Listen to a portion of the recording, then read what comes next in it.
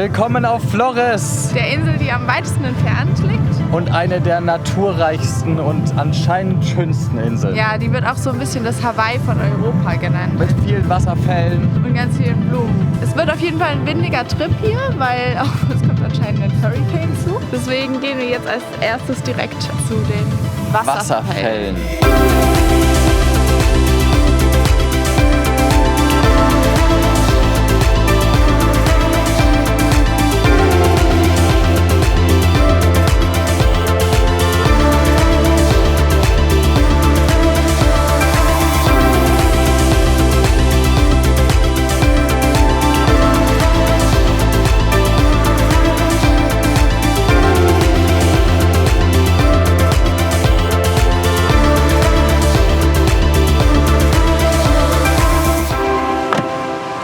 Los. Go! Hier lang?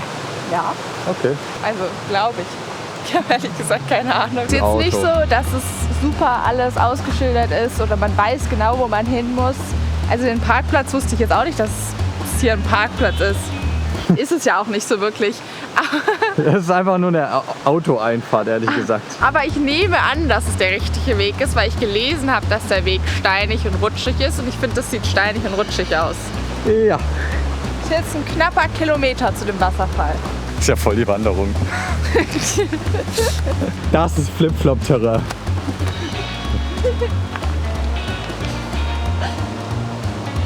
Und was sagst du zu dem Weg? Steinig und rutschig, wie beschrieben auf jeden Fall. Jetzt müssen wir hier so den kleinen Fluss Hier. überqueren. Hier wird es nochmal steinig und rutschig. Ziemlich nass vor allem. Wäre sehr lustig, wenn es dich hinfetzt. Ich weiß nicht, ob... Soll ich springen? Nee? Doch. Okay. Okay, das ist jetzt kein Sprung. Boah. Es ist immer so beeindruckend auf den Azoren, wie diese Wolken in den Bergen hängen. Manchmal fällt mir das Wort nicht ein. Berg. Uns fehlt ein Teil des Weges. Oh, da ist was abgestürzt. Da müssen wir weiter. Ja, ich weiß nicht, was du hast. Hier ist doch ein ganz normaler Weg. Hier danach sieht er wirklich sehr normal aus. Nur hier fehlt halt irgendwie ein Stück.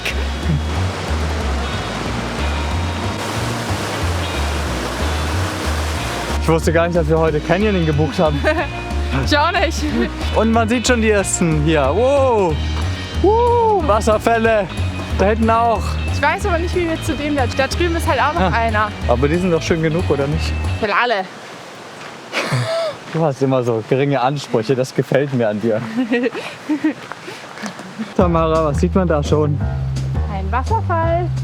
Das ist nicht der Wasserfall, zu dem wir geplant hatten zu gehen. Aber es ist auch ein Wasserfall. Auch schön. Wir haben gerade gesehen, dass wir einen anderen Weg hätten nehmen müssen. Tja, dann sehen wir heute mehrere Wasserfälle. So kenne ich meine Reiseführerin. Auf die sie immer verlassen. Du hast meistens gar keinen Plan, wo wir hingehen. Ja, so wie jetzt. Aber wenn du dann auch keinen Plan hast, ist halt blöd. Ich hätte dir gar nicht sagen sollen, dass es nicht der Wasserfall ist, zu dem ich Ja, geplant wir habe. wollten hier hin. Ja. Safe. Ja, das ist genau Ist da, wo auch- ich hin wollte. Ja, ist schön. Aber es erklärt, warum der Weg nicht so richtig existiert, weil es gar kein Weg ist. Oh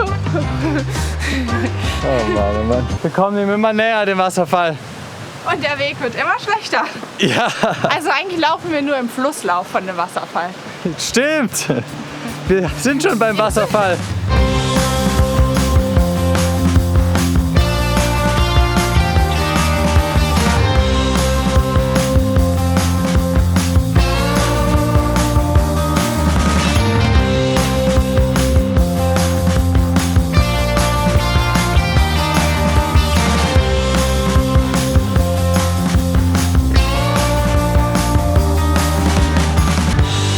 Haben wir es geschafft? Wir haben es geschafft. Wir sind da. Noch näher gehen wir nicht ran, das reicht. Kein ganz einfacher Weg, aber auf jeden Fall lohnenswert. Aber schaut euch die Aussicht an.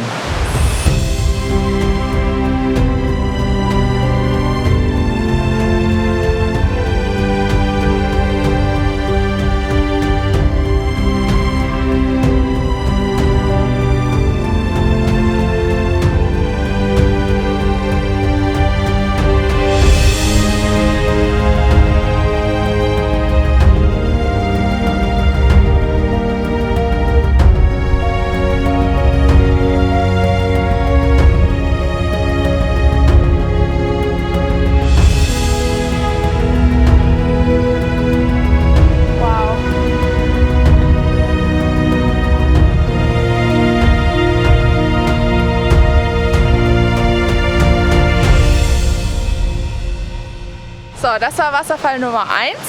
Jetzt gehen wir zurück zum Auto und dann auf den eigentlichen Weg, auf den wir wollten für Wasserfall Nummer 2. Hier ist ja der Weg viel schöner bei dem richtigen Wasserfall, wenn man nicht plötzlich querfeldein läuft.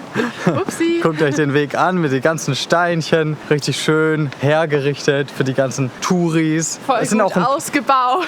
Es sind auch ein paar Leute hier. Weißt du, uns hat jemand gesagt, ja, der Weg, der wird steinig und glitschig. Und wir so, okay, es muss steinig und glitschig werden, sind völlig in die Natur gelaufen. Aber das meinten sie mit steinig, obwohl es so gut aussieht. Es ist schon von allen Inseln bis jetzt, würde ich sagen, fast der schönste Spot. Von der Natur. Aber es ist halt auch genauso dieses Regenwaldartige, was ich so sehr liebe. Und was man auch hört.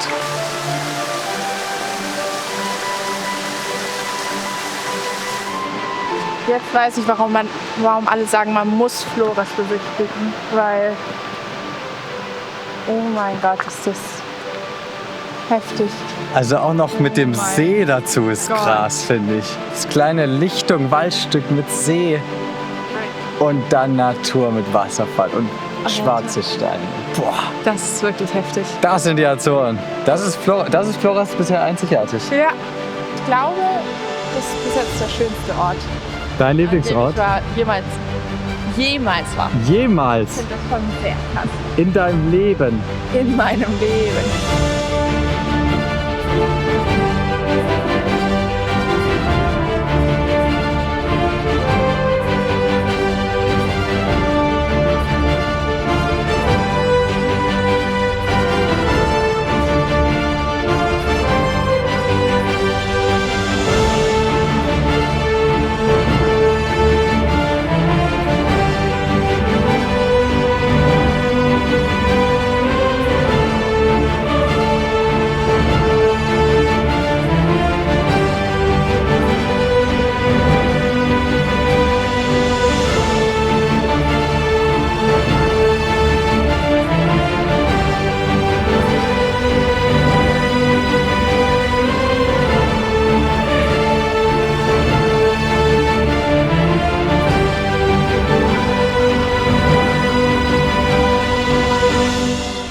Bisher der schönste Ort der Azoren. Absolut. Unfassbar. Und den lassen wir jetzt hinter uns, nachdem wir ihn so ausführlich genossen haben, wie der Tag zulässt. Wirklich, wirklich wunderschön hier. Traumhaft.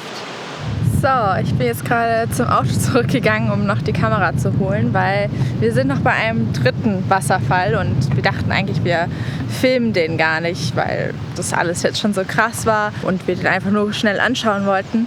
Aber jetzt war der irgendwie so schön, dass ich den doch noch auf Video haben wollte und den noch mitfilmen will. Genau, deswegen kommt jetzt Wasserfall Nummer 3. Your eyes tell me everything I need. Your smile, what I ever love.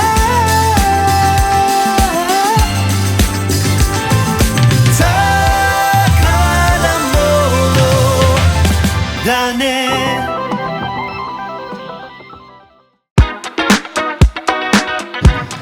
So, obwohl wir heute extrem müde sind, haben wir wieder an einem Spot angehalten Ja. und zeigen den euch gleich mal. Flores hat einfach die schönste Natur von all den Inseln. Diese ganzen Aussichtspunkte. Die Insel ist voll an Aussichtspunkten, weil jeder Ja. Spot hier einfach so schön ist. Es gibt kein Haus ohne Meerblick. Auch ganz viele Wasserfälle, soweit das Auge reicht. Oh. Oh. Das ist wieder krass. Wieder mega schön. Man sieht im Wasser den Wind. Die beiden Seen, die man hier sieht, das sind auch wie auf Fayal auch praktisch Calderas, nur mit Wasser gefüllt. Also die sind durch vulkanische Aktivität entstanden anscheinend, als die heiße Magma irgendwie Wasser berührt hat und dadurch entstehen diese Calderas, habe ich gerade gelesen. Und ziemlich krass, dieser See hier ist einfach 113 Meter tief. Das finde ich schon ziemlich krass. Ich dachte, das wäre einfach nur so ein kleines Wasserloch.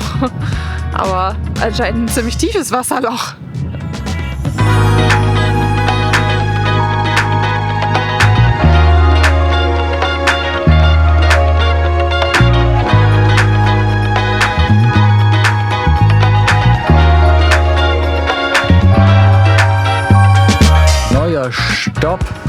zwar schauen wir uns jetzt an das Piratengrab von Antonio Freitas, der hier in Flores begraben liegt. Und zwar war er bekannt als der Pirat Chinas, weil er viel im chinesischen Meer unterwegs war. Wurde aber hier beerdigt, da er hier geboren ist auf den Azoren. Und seine Familie wollte das unbedingt, dass er hier auf dem Grab der Kirche begraben wird. Aber die Kirche war da dagegen, hat gesagt, nein, hier auf dem heiligen Boden werden nur Heilige begraben und keine Piraten. Und dann war die Familie aber relativ reich, so Piraten-Money, haben die dann rübergeschoben und gesagt, er wird hier doch beerdigt. Und dann haben sie gesagt, okay, dann machen wir ihn nicht in den heiligen Boden, sondern setzen ihn so oben drauf. Das passt dann auch schon. Und das Grab, boah, man sieht schon, schauen wir uns jetzt an. Und Man sieht schon. sie haben es halt wirklich einfach so draufgestellt. Also so ein bisschen erhöht. Ja, das gibt dem Ganzen ehrlich gesagt eher so einen Vibe von wegen, es war jetzt jemand ganz Besonderes, richtig toll, ganz heilig, deswegen auf so einem Podest.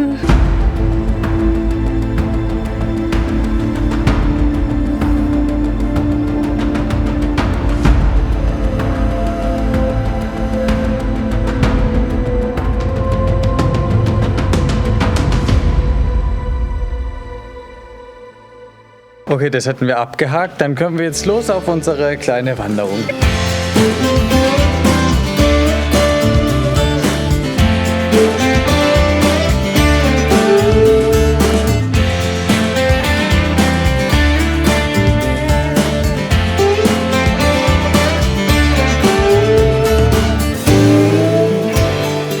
So, diese wunderschöne Komoot-Wander-App hat uns hier zu ein paar Ruinen geführt. Ziemlich geil, es ist hier so ein ganzes Dorf einfach aus Ruinen. Und nicht rutschen. Bisschen rutschig. Es ist sehr süß, hier läuft so ein kleiner Fluss durch. Eigentlich wie so ein Dorfplatz hier so. Nee, Oh. aber hier sind überall so Ruinen von so Häusern. Keine Ahnung warum. Was mit dem Dorf hier passiert ist. Ein Mysterium. Geheimnisvoll. Ein Geheimnis.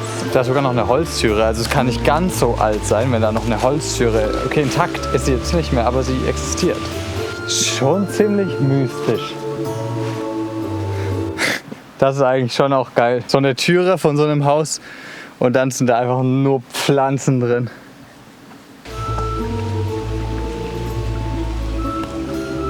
62 steht hier dran. Nicht so alt. Gar nicht so alt. Dafür, also so sieht's aus, Die Ruine sieht sehr viel älter aus. dem muss irgendwas passiert sein, oder? Ich will wissen, was hier passiert ist. Boah, also wären wir hier nicht tagsüber, sondern nachts, dann fände ich das so gruselig. Aber Was ist der Name von unserem Dorf? Das heißt Caldeira, wie diese Senkungen. von dem Vulkan Caldera? Oh, verlassene Geisterdorf Caldera. Nachdem die letzten Bewohner 1992 fortgezogen sind. Das ist ja noch kurzfristiger. Das sieht nicht aus, als wären das hier 30 Jahre gewesen. Da sieht aus, als wären schon 100 Jahre über die Häuser drüber gegangen. Der Ort wurde in den 1960er Jahren von seinen Bewohnern verlassen. Hauptsächlich wegen der Auswanderung nach Amerika. Ah ja, richtig viele Leute von den Azoren sind nach Amerika ausgewandert zu der Zeit. Es war auch dieselbe Zeit, wo der Vulkan in Fayal ausgebrochen ist und dort ganz viel unwirtschaftlich gemacht hat an Boden. Und da sind echt viele ausgewandert und inzwischen gibt es mehr Azorianer, so haben die sich, glaube ich, genannt, in Amerika als noch auf den Azoren. Auf den Azoren gibt es jetzt hier so 130.000 noch, aber in Amerika sind es so 700.000. Und die Menschen, die hier leben, sind wahrscheinlich meistens irgendwelche Deutschen, die gesagt haben, so, wir wandern jetzt aus. Ja. Wir wollen jetzt nur noch Natur, Wasser, Berg, Vulkan und ein bisschen Kühe haben. Aufgrund halt, weil die Azoren so oder so schon so dünn besiedelt ist, passiert es halt, dass ganze Dörfer halt praktisch verlassen werden. Boah. Und dann solche Geisterdörfer hier entstehen. Doch, sieht schon schön aus. Das ist schon cool. Ja. Das heißt Caldera, diese Gruben von einem Vulkan, weil das hier in der Nähe von so einer Vulkangrube liegt. Keine Ahnung, wo die ist. Also es sind doch noch mehr Häuser als die 6, die ich zuerst gezählt hatte. Das ist so viele. Das sind Also echt- wenn jemand Bock hat, hier einen Film zu drehen, das ist so eine Location. Also da kannst du sowas aufbauen, mittelaltermäßig. Diese Ruinen sehen so cinematic aus, Leute. Da muss man Film drehen. Ich engagiere irgendjemand. Dann lassen wir das alte Dorf mal hier Dorf sein und dann laufen wir ein bisschen weiter auf unserer kleinen Mini-Wanderung bis zum Aussichtspunkt.